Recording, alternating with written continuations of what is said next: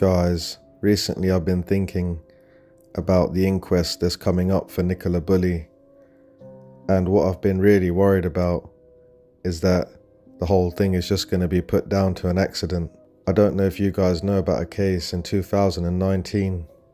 There was a woman called Sandra Chadwick, and she went missing in January. And what happened is, guys, her body was found in Alham House Brook in Darwin, Lancashire. Her body was in the water.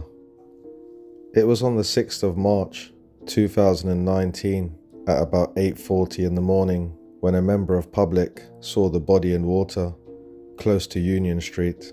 The body was recovered, and on the 9th of March she was formally identified as Sandra Chadwick, 64 years old.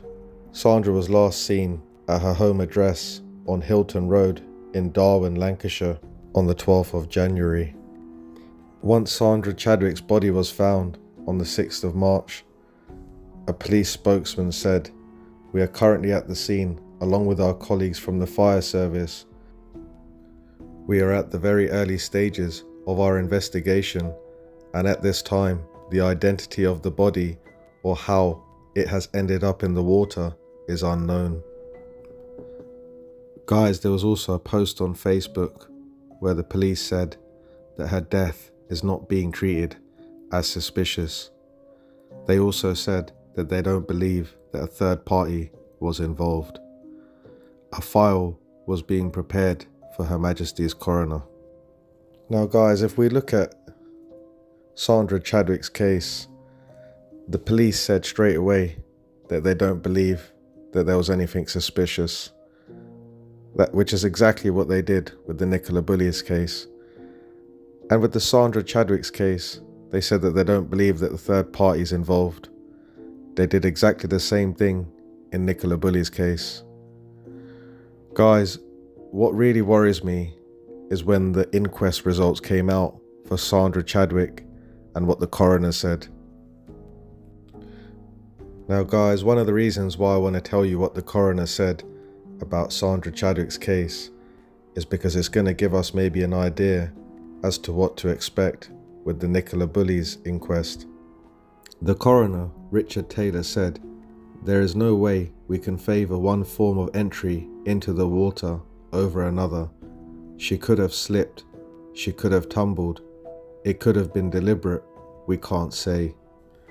Now guys, even though the police first said with Sandra Chadwick that they don't know, that it is unknown how she ended up in the water, and then they further went on to say that they don't think that there's anything suspicious, which was probably an assumption, and then they went on to say after that that they don't believe that there's a third party involvement, which was probably another assumption.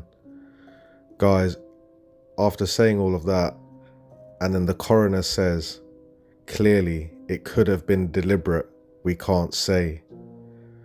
Guys, it just shows you that when someone's body's been found in a river, the police usually just assume that they fell into the river and that there's no third party involvement and that there's nothing suspicious, like how they treated the Nicola Bulley case. Guys, it seems like there's a constant pattern here where they just assume. I mean, the coroner said himself, that it could have been deliberate, we can't say. The police should take things like that into account. I mean, guys, I just feel sorry for all these victims.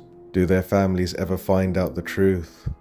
Does the truth ever come out with any of these cases where people are found in the water, found in rivers, found in lakes? Guys, I just don't understand what's going on. Why do the police just assume every time that the person's fallen into the river? I mean, I always thought that things have got to be based on evidence, not assumptions. Basing things on assumptions can be quite dangerous, guys. Having a false narrative, and only concentrating on single hypotheses, things like this can be really dangerous. And every time they make a mistake, it always means that there just could be another killer on the loose.